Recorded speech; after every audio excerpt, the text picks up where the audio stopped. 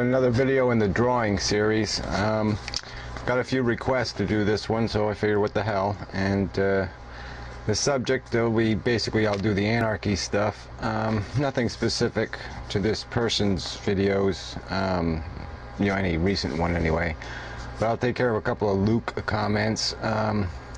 He asked me to point out the lie, you know, because I've said that basically this is a bullshit. You know, this is a con game that the Republican Party is playing.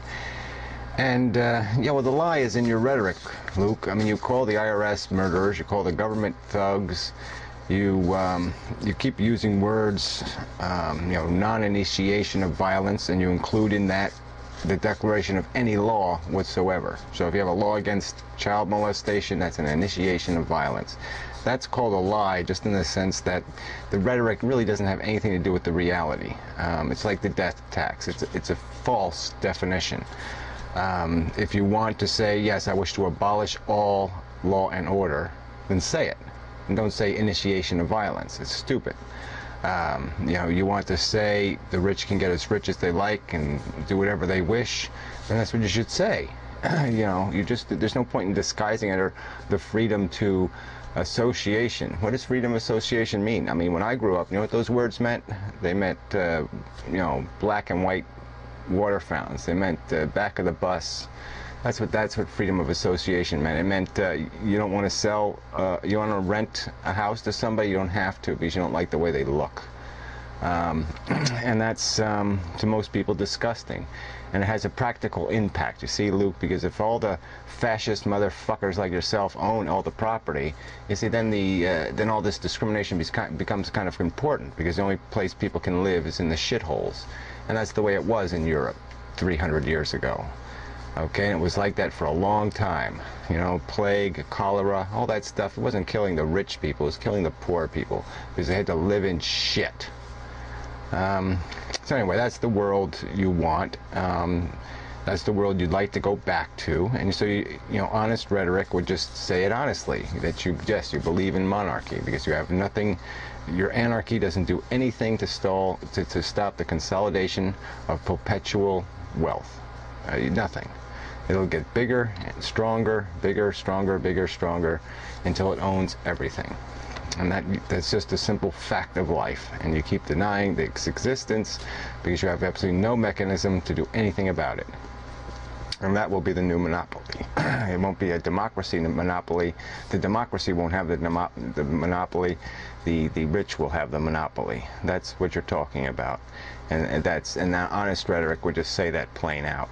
Like I said, what's the honesty in the death tax? Is that honest rhetoric? You know? Okay, so now let's get to his guru, whatever it is, Steph Bot or whatever the hell his name is.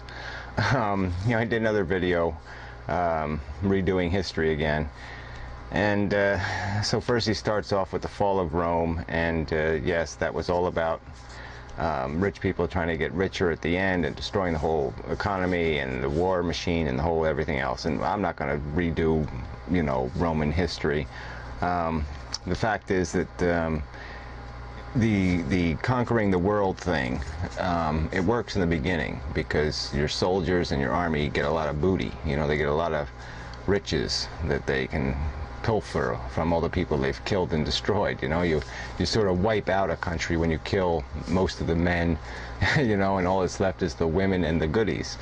And so it's a real bargain, you know, when you first conquer a country, but then maintaining it, that's a little bit more work, because then you have to actually spend money on the people or they'll go revolting on you.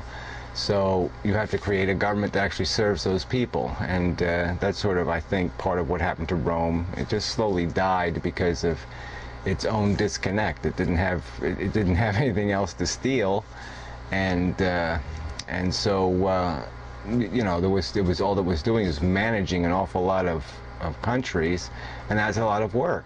And so I think that's part of what destroyed it. And the other part is, you know, look, it's sort of historically known fact that they all got kind of gluttonous and lazy in Rome, and you know, so their demise could have been as simple as just a few bad emperors and no one taking care of business. You know, that simple. As for Russia, I mean, that's, you know, more recent history. We actually do know something about that one. And you know, you can talk about all these theories about your theories on collapse, and I think, you know, it's just a pile of shit to be talking about. Oh yeah, it was Gorbachev, and just he had the war to make some money, and then they stole the money, and you know, that's they did it all deliberately to steal the money because they knew the system was in deep trouble. And that has nothing to do with the reality, I don't think. Not anything to do with it. It's a big fat stupid lie. I remember that history. I grew up through it, and you know what happened to Russia was they had a real problem. I mean, their border countries were these crazy fanatics. Okay, I mean, we wouldn't want to have Iran and Iraq and Afghanistan on our border, and that was on the border of the Balkans and their, you know, these little countries, and so they needed a buffer zone. That's what it's sort of called. And a buffer against this radicalism, and so that's why they went into Afghanistan, was because, well, they saw that this was being rink-a-dink run, you know, crazy fanatics. Well, let's just go in there and clean this place up. So they went in, and so we, the Americans, we decided to sabotage them by funding the guerrillas. And so we got Osama bin Laden and the rest of the loony Muslims, and we gave them money and arms to make life miserable for the Russians, just because we were playing the same game we played with Cuba. We don't want to, we won't allow a communist country to fall on its own. We're going to do everything we can to destroy it economically, to prove a point that we're better.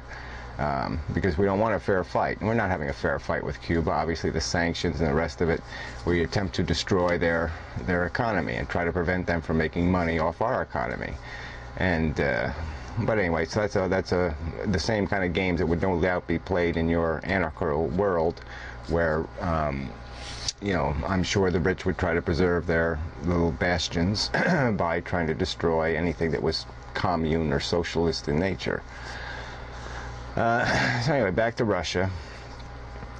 So here they had the great expense of this Afghan war that just wouldn't end, because we kept funding. You know, it's so much easier to blow up a tank, you know, than it is to make one. And you know, so they're bogged down in this mess. And at the same time, they got this problem. I mean, they keep you know, after Brezhnev died, they had a series of 5 leaders, or I think it was 5. That all died, you know, within a period of, you know, months of their secession to the throne, so to speak, in Russia.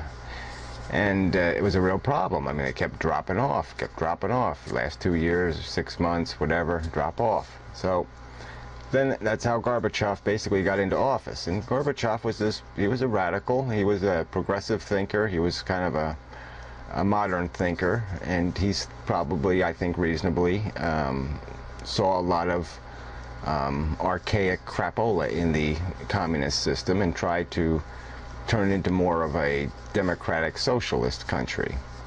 And that was glasnost, whatever you want to call it, perestroika, whatever all these terms are.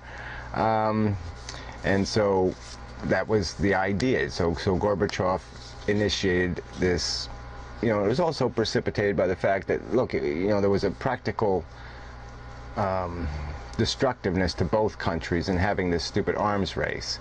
And we were getting all crazy about the whole SDI thing and missile defense, and this was going to create a terrible scenario. We'd end up spending twice as much money, because half of our military budget would have to go to defeating the other side's measures to protect their missiles, so we couldn't blow them up. So we'd have to have missiles just to blow up the missiles, protecting the missiles.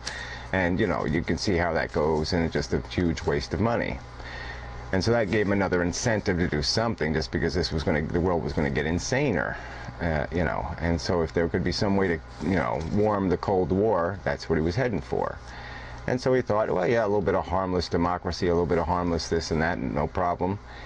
And so began the initiation of the change over.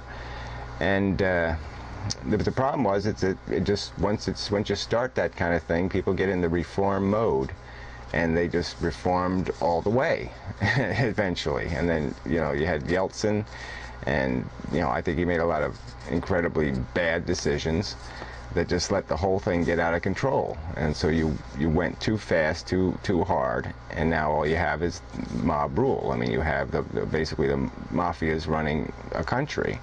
and that's not good either. So I mean, I don't know whether Russians are necessarily better off. And the other part of this too is they opened, once they opened the borders, that created a big problem, because Russians were highly educated and they had lots of engineers, lots of people with a degree, and they could make money with those degrees, and so they got the hell out of the country. And you know, what would happen to this country if we allowed that to happen, if our best people decide to go work in China?